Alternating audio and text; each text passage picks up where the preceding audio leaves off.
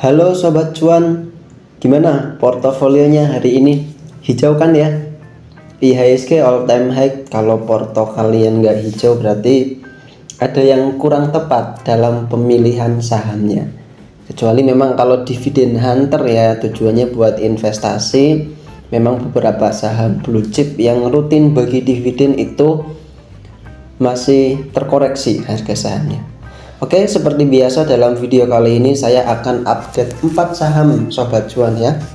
Dimana 2 saham diantaranya itu dari Bank Cinta Desa ya, minta analisa Toba sama Nano. Toba kenapa sepi ya? Oke, jadi sebelum itu kita masuk sini dulu ya. Tadi Oasa yang sudah saya masuk di 258 kalau nggak salah, hari ini naik 22%. Itu memang karena ada salah satu news ya, newsnya itu masih hangat, dimana Bapak Presiden kita itu panggil Pak Rosan ya selaku bos Danantara, membahas proyek hilirisasi senilai 100 triliun. Kemudian selain itu juga ada satu lagi, bahas proyek pengelolaan sampah. Nah, bahas proyek pengelolaan sampah waste to energy ini saya rasa pemain utamanya nanti adalah Oasa. Tapi selain itu ada beberapa saham yang pastinya ikutan mungkin digoreng gitu ya, terapresiasi sama market. Di antaranya MHKI ya, mungkin Toba juga berpotensi meskipun nggak terlalu besar ya. Sama satunya itu BP. Itu kalau menurut pandangan saya. Oke, kita cek saham Toba dulu. Kenapa sepi ya saham Toba? Itu dikarenakan kalau nggak salah di bulan Oktober atau November tahun kemarin, September atau Oktober ya sorry, itu Toba menegaskan kalau nggak akan ikut proyek waste to energy-nya Danantara. Alhasil market yang awalnya merespon positif dari harga bawah ya sini 400-an dibawa ke harga 1.500, itu harganya turun. Bahkan pada saat itu tuh sempat ada berita kalau Toba itu mau mengadakan right issue, tapi setelah pernyataan itu dibantah sama manajemen, harga sahamnya turun. Itulah kenapa saham Toba itu sekarang sepi. Selain itu kalau kita cek dari fundamentalnya juga nggak terlalu bagus ya. Kita cek ini nih, Toba tuh salah satu saham yang masih merugi sampai saat ini. Makanya ketika nggak jadi menjalankan dan mendapatkan proyek waste to energy tuh rugi. Secara tahunan ini untung, tapi secara kuartalan tuh rugi. Nah gitu, itu jeleknya Toba. Makanya saham Toba itu turun setelah nggak dapat proyek dari waste to energy. Kalau sekarang gimana? Karena proyeknya mau dimulai 2026. Saya kurang tahu pastinya karena belum ada berita yang rilis ya. Tapi kalau saya rasa sih pemain utamanya nanti saham Oasa. Oke, jadi untuk saham Toba ini memang sudah mulai rebound. Di sini terlihat ya kalau kita pakai indikator stokastik nih. Nah, stokastiknya udah mulai golden cross. Kemudian kita pakai MACD. Nah, di sini sebenarnya udah golden cross ya. Oke, sama satu lagi kita pakai RSI. Pakai RSI juga kurang lebih sama tuh ya, udah oversold di level 20, bahkan turun ya di bawah 30 terus naik. Nah, biasanya kalau sudah di atas 50 itu momentumnya udah kuat. Artinya buat potensi naiknya tuh ada. Kayak itu ya. Jadi kalau misal saham Toba rebound ya, bagi yang belum punya sahamnya bisa masuk aja ya, mungkin nggak terlalu besar nggak apa-apa karena ini bukan pemain utamanya saya rasa. Nah, batasi resiko kalau closing di bawah harga 760, 5% aja, nggak usah dalam-dalam. Tapi kalau mau nunggu sabar bisa tunggu turun di bawah 740 aja deh closingnya ya. Karena support kuatnya Toba tuh di sini sebenarnya 710. Kalau kita paksakan ke 710 itu 11%, terlalu beresiko. Mending sini aja ya, 740-an. Kalau pengen lebih aman 5%, 760. Target yang pertama itu di MA50 ya. MA50 di harga 900. Nah, ini ada potensial upside 1/2,5 sama ke 1030. Ini untuk Toba dalam jangka menengahnya. Kalau yang udah punya di harga atas 1500, ya kalau mau sabar nunggu silahkan. Tapi kalau ternyata nggak berhasil breakout dari MA50, saya sarankan untuk pertimbangkan cut loss aja. Karena kalau nggak berhasil break dari MA50, potensi turun lagi. Makanya saya menargetkan harga pertama tuh sini 900 ya, di MA50 nya tepat. Karena hati-hati kalau misal cuma nyentuh ekor 900 tuh gitu doang terus turun lagi, nah itu akan melanjutkan penurunannya. Ini untuk saham Toba. Saham Nano nanti ya Bang ya, kita naik ke saham yang lain. Oasa, kalau sobat cuan kemarin masuk ya di 280 sini nih, 258 sorry. Nah sekarang udah cuan sekitar 24%. Bahkan target saya itu ke 290 ya, ternyata ditembus ke 320. Nah ini kalau menurut saya masih akan ada potensi lagi, tapi hati-hati kalau besok koreksi ya. Untuk jangka menengahnya tuh di high yang sebelumnya 256 atau kalau bisa ke 300-an sih, 360 sorry, 360 ya, cari amannya sini aja 360. Ini untuk Oasa, jadi masih ada potensial upside kalau mau masuk sekarang 13%. Kalau mau batasi resiko buat Oasa 5% aja cukup, dalam sini 8% ya, itu kalau baru mau masuk ya. Tapi hati-hati, barangkali Senin open gap down ya jangan masuk dulu gitu. Tapi untuk video kali ini saya akan bahasnya MHKI. MHKI kalau sobat cuan update ya di channel saya, itu sebenarnya saya nggak membahas saham-saham yang trending aja, tapi saham-saham yang punya potensi.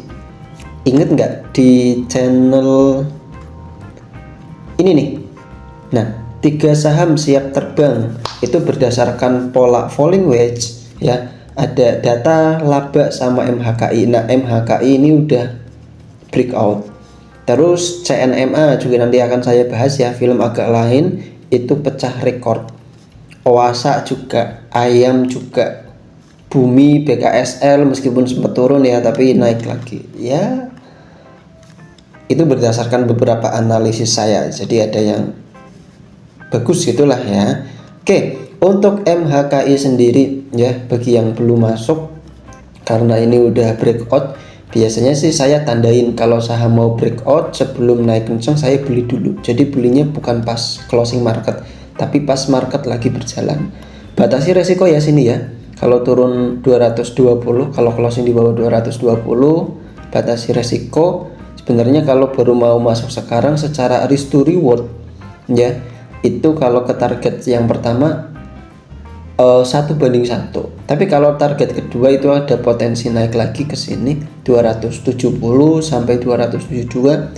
Bahkan kalau misal semoga aja berpotensi naik ke 320 ya, barangkali bisa, itu ada potensial upside sebesar 36% kalau baru mau masuk sekarang. Di sini udah uptrend nih, udah bagus ya. Sebenarnya udah kelihatan semenjak saya calling di tanggal 18 di sini. Nah ini nih, ini mau breakout tapi nggak jadi, di bawah turun dulu mungkin ya biar ngusir retail ya. Terus ternyata langsung gitu. Ini untuk MHKI. Satu lagi BP agak wah mengagetkan ini ya. Biasanya kalau yang sideways lama tiba-tiba naik kencang maka ada potensi tinggi juga ya, bisa ke 150 lah ya. Ini untuk BP, rata-rata volumenya kencang. Itu untuk saham yang pertama sama kedua, Toba dan MHKI. Lanjut ya, di saham berikutnya saya akan membahas CNMA.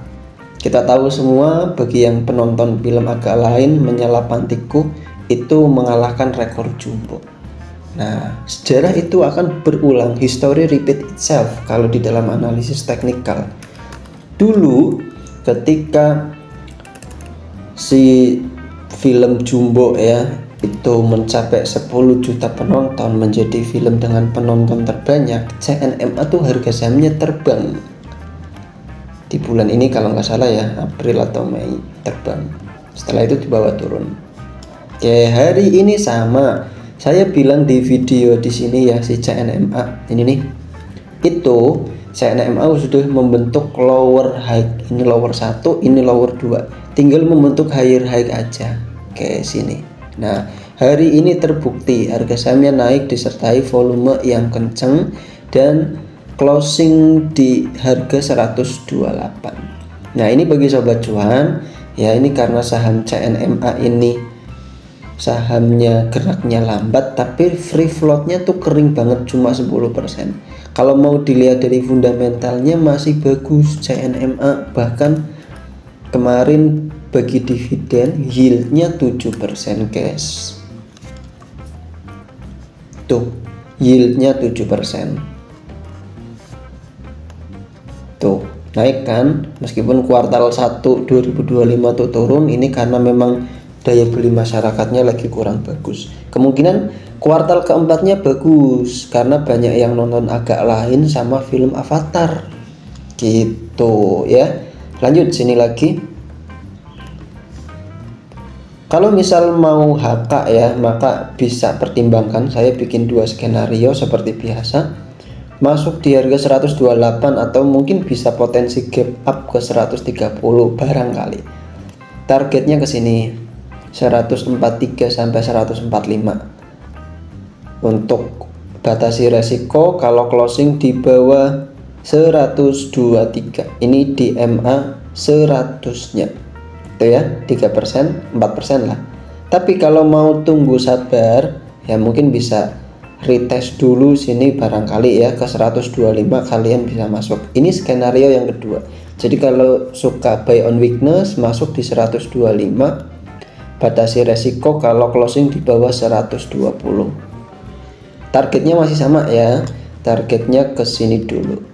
Nah, 14% target ketiga kalau berhasil nyentuh dalam jangka menengah mungkin ya 1 sampai 2 bulan itu ke 160. Ini untuk saham CNMA. Lanjut saham terakhir requestan dari Bank Desa ya tadi namanya. Nah, lupa. Nano Milky. Enak rasanya. Ini sektornya teknologi. Cuma perlu sobat cuan ketahui ya, ini adalah saham di papan akselerasi. Papan akselerasi itu dipastikan perusahaannya nggak terlalu besar. Jadi biasanya saham akselerasi itu naik karena ada yang menggoreng, bukan karena news. Jarang banget. Misal ada news harga oil dunia itu naik, terus salah satu saham ABCD di papan akselerasi itu sektornya oil, itu biasanya nggak terpengaruh banget. Makanya biasanya saham akselerasi itu enak buat arah hunter ya. Setiap hari kalau arah bisa 9%, 10%, itu enak banget. Tapi hati-hati, high risk juga. Tuh sekali turun agak ngeri. Untuk sekarang saham nano ya yang udah punya bisa di hold sampai arahnya tuh lepas kayak gini nih. Secara historical gini, arah hold terus. Nah, ketika arahnya lepas kalian bisa jual. Gitu. Selama nggak lock ARB ya bisa dijual. Kalau yang belum punya ya, ini hati-hati sih. Misal ini kan ada ekor ya, setiap kali ini membentuk ekor-ekor baru, kalian tunggu aja di ekornya sini nih 53. Tapi kalau langsung ngelok arah ya nggak bakal dapat barang, susah. Jadi untuk skenario nya satu aja sih. Kalau langsung arah jangan dikejar, mending ya masuk di 153. Target berarti kalau arah lagi 9% sini 58. Terus ya sampai sini lah 65 lah ya. Kalau mau hitung arahnya agak susah. Batasi resiko kalau closing di bawah 50, ini 50 jadi critical levelnya, level kritisnya. Ya kalau 50 udah kelewat, volumenya kenceng, nah biasanya sih bisa lanjut naik gitu. Ini untuk saham nano. Next kenaikan itu ada potensi kalau closing di atas 65 itu bisa ke sini 75 lah ya. Gitu. Jadi ada potensial upside.